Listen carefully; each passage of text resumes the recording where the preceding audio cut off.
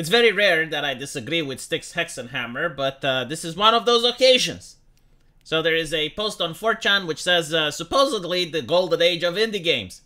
Unparalleled technology that lets one amateur do the work of 100+ professionals from 20 years ago, and yet we're not getting any Deus Ex, we're not getting any System Shocks, we're not getting any GTAs. It's just the same pixel shit platforms over and over and over again. So RazorFist says, because even the ones that do have the full teams to bounce ideas off, all have the same ideas. They live in the same cities, graduate from the same schools, vote the same, grow the same beard, wear the same Clark Kent glasses, and idolize the same hacky devs and directors. And the reason I disagree with this is that indie game devs aren't just from California. Anyone from anywhere in the world can make a game and put it on Steam now, so it's not about the fact that they have the same ideas.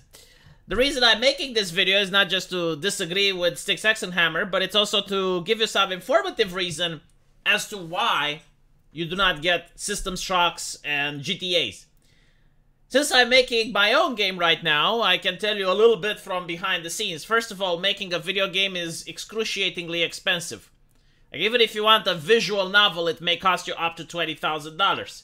When you buy art and you commission art from artists, you gotta pay a commercial license, which means that their commissions are going to be usually double than what they are.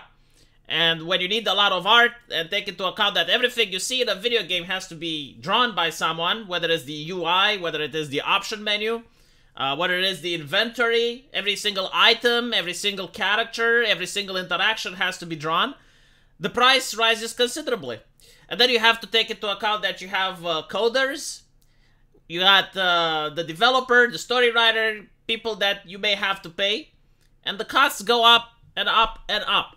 Now, with that in mind, when you make such a game, you want at least to get half of your money back, if possible. Many people who make indie games, they do it as a passion project, so they would prefer if they can get at least half of their money back. And because of that, they're not going to be edgy. Like, you're not going to see the same humor that exists in South Park in another game. Why? Because Steam has terms of service which says that you're not allowed to have hate speech in your game. So, what is that? Well, it's up to the moderator. Like, some moderators may consider a joke to be hate speech, others may not. But suffice to say that if you have a game like GTA, it might be problematic, right? So a lot of game developers, because it's a gray area and they do not know what is going to upset the Steam moderator or not, they're just going to do and err on the side of caution and just not have those jokes in. They're going to try to not be political. They're going to try to not be offensive. And this is one of the main reasons why you do not see GTAs. The second problem has to do with the fact that, well, if you're an indie game developer, you may not be noticed. There may be actual System Shocks out there. There may be indie Deus Exes out there, but people just don't know about them. I mean, it took quite a while until people found out about Disco Elysium, and there's many other games like that. If you're an indie game developer, it's very difficult to get your name out there when there's thousands of shovelwares. Like, over 97% of the games on Steam are indie, and overwhelmingly they're garbage. So you're buried under the algorithm, you're buried under all these games, and it's a luck of the dice. Like, sometimes your game may be popular and people find out about it, but other times you may have like a really great game, but because no one knows about it, it's not going to be discovered. And finally, you know, the System Shocks and the Deus Exes, a lot of the new generation wouldn't play them right now. Like, first of all, it's the graphics. Secondly, it's the gameplay. I mean, if you make like a GTA 3 title, many of the Zoomers are not going to be interested in it. The market has changed. Like, the reason some of these games were popular back then was because there was no competition. But the perfect example is vanilla World of Warcraft. Like, when a lot of people wanted it, and they remembered it as being a good game, but when it came out, many people realized, oh wow, this game is really short, it's lacking features, it's not what I expected, it's not how I remembered it, and many people stopped playing it. So that's another thing, right? Like, you may have your System Shocks, it's just that people play it, they don't find it that interesting, and they're moving on. So this is why. It's not because like the game developers that are indie are all from California. and they all have the same ideas. No, it's people are afraid of Sims terms of service. They do not want to risk having an offensive joke, because imagine you're spending $30,000, maybe 1 or 2 years in development. You're finally pushing out your game, and then it gets banned on Steam, and then you suck cock. And you're upset, your team is upset, right? So many developers hear about these horror stories. They know that other games went through this process, and they're like, well, maybe I shouldn't do this because it's too edgy. Maybe I shouldn't do this because it's too problematic. You're not going to get like the new Manhunt game because of that, right? And then you also have to take into account that if your game pushes certain boundaries, it may even get banned in certain countries.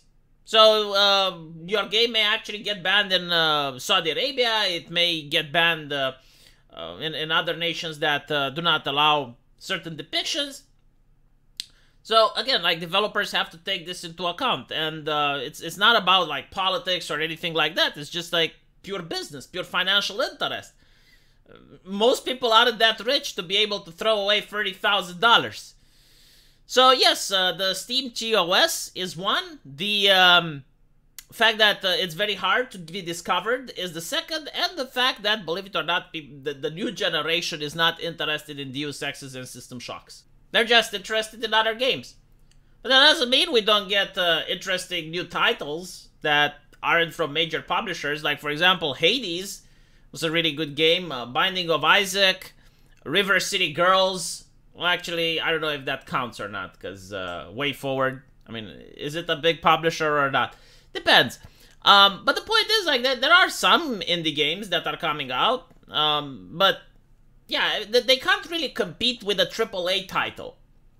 Because the AAA titles are big, flashy, they have huge marketing, they're memorable. Meanwhile, something like Hades, yeah, sure, you know, people can remember about them, but for how long? And, you know, which one is better? Pathfinder, Wrath of the Exile, or Hades? I mean, most indie games are very short as well. And it's due to the financial restraints that indie people have. But occasionally you can have like a really good short game that makes a huge cultural impact, like Helltaker. So it's not impossible. It's just very difficult to do. And by the way, like, there are a couple of indie game devs that are horror oriented, and they were really great. So it's not like they don't exist. It's just that they can't compete with the AAA. So all in all, I do agree with Styx Hexenhammer that his arguments holds, but for the AAA companies, for the indie game companies, I'm sorry, but my argument is far superior. Let me know what you guys think, and as usual, I will see you all in the comment section. Take care.